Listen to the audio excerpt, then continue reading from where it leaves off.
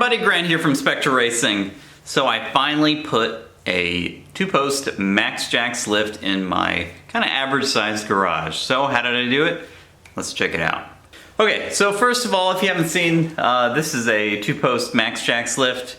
I did buy it used. If the lift looks familiar, it's because I bought it from someone else here at Spectre Racing, from Scott. So I've used this lift many, many times. It retails, I believe, for about $2,200 to $2,500.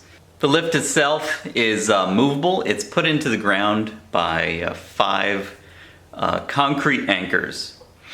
So the requirements to get this the lift in my kind of average sized garage, as you can see here. So from the manufacturer, you can see here that it requires the 3,000 PSI concrete and it be at least 4 inches deep. Well, when I initially tested my garage, it met the 4 inches, but some places it was a little shallow. So, and only that, I didn't have any build sheets from this house. This house was built in '87. I talked to some of my neighbors who lived here, and they all said that they probably use the cheapest concrete, which is 2,500 PSI, so it's a little bit below the spec that the lift manufacturer recommends. So, what did I do? Well, I hired a concrete company to cut 2 3x3 sections out of the garage, and that way, you know, dug it up, dug it a little bit deeper, and put some rebar into the existing concrete, and then put much higher tensile strength concrete down 6 inches deep, and waited 4 weeks to let it dry. So you can see here, you can still kind of see it a little bit. Before I did this process, the garage floor was not finished, not sealed with the, you know, the kind of sprinkly stuff you see all over the place. So in order to kind of cover up that the concrete was going to dry a much different color, and it was much darker than the original kind of grayish concrete. Put the sealant down and it kind of covers it up. You can still kind of see where it is. So the next kind of steps were, after the concrete dried, you have to drill holes for the lift. The lift is movable, which is kind of nice. Which means if you need extra space in the garage, or if you want to drill different sets of holes for wider vehicles or something, you have that ability. So you did need a very kind of expensive hammer drill, which thankfully I borrowed from Scott, and drilled the holes. It was a little bit difficult locking the wedge anchors into the ground because they have to be put below a certain depth and then kind of yanked into place. That was a little tricky. I stripped lots of bolts doing that. So after I got those all torqued into place, you know, you wheel over the lift itself and very nervously got it into place. And you know, the wedge anchors slipped a little bit, but they'll eventually just lock into place, and after a while you couldn't actually tighten the bolts anymore. So the lift itself, now I have about, at the first locking pin, I have an 8'4" garage.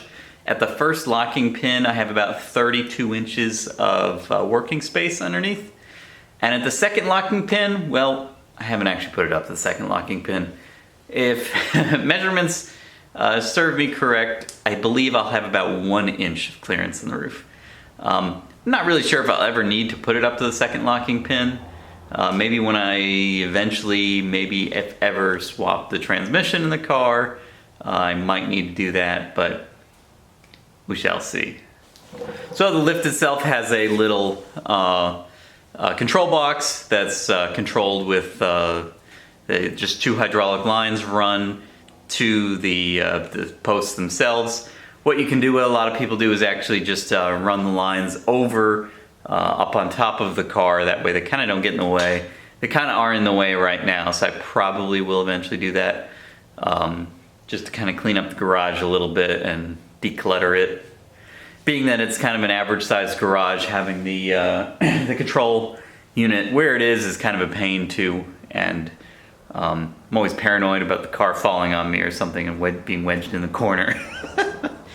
But it's been pretty good so far, and the lift itself has a limit, I believe, of 6,000 pounds. I probably wouldn't put any car heavier than like 4,500 pounds personally.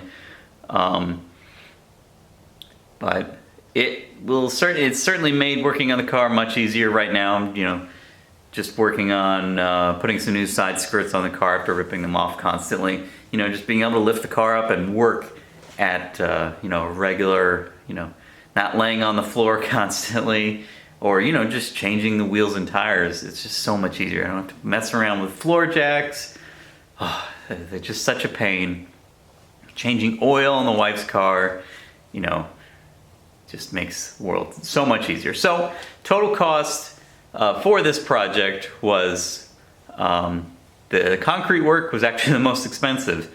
The company for two 3x3 foot by 6 inch deep, 4,000 PSI with a few bits of rebar put in was $1,000 to get that work done. And especially now with the pandemic, it took 3 months for them to show up because everyone was so busy, everyone was working on their house they can afford to. You know, that was a pain, and then letting it dry for at least a month. But on top of that, I got the lift used, so, you know, it was, I think I paid Scott $900 something, plus I bought some stuff for the Volkswagen, that's one of our team car here on the channel. But like I said, the lift new is about $2,200 to $2,500, 100% worth it though, even if you have to do the concrete work. It just makes life so much easier. I am so happy to just take my jack stands and leave them in the trailer now. So, well, that's it for this quick little video. If you have any other further questions about the lift, anything else you want to see, it's still kind of new to me. I've only used it a few times now, but this exact lift was in Scott's garage for years. So the only difference is you know, this garage itself is a lot smaller than his workshop was. So it seems to be working great though. No issues. I will be buying a second car here soon, a new sports car. So will it fit in the garage as you can see from these pictures? I'm not sure. But what I can do is, you know, move the lift in a little bit and drill some holes. So, and make two different points. Well, that's it. Thanks for watching.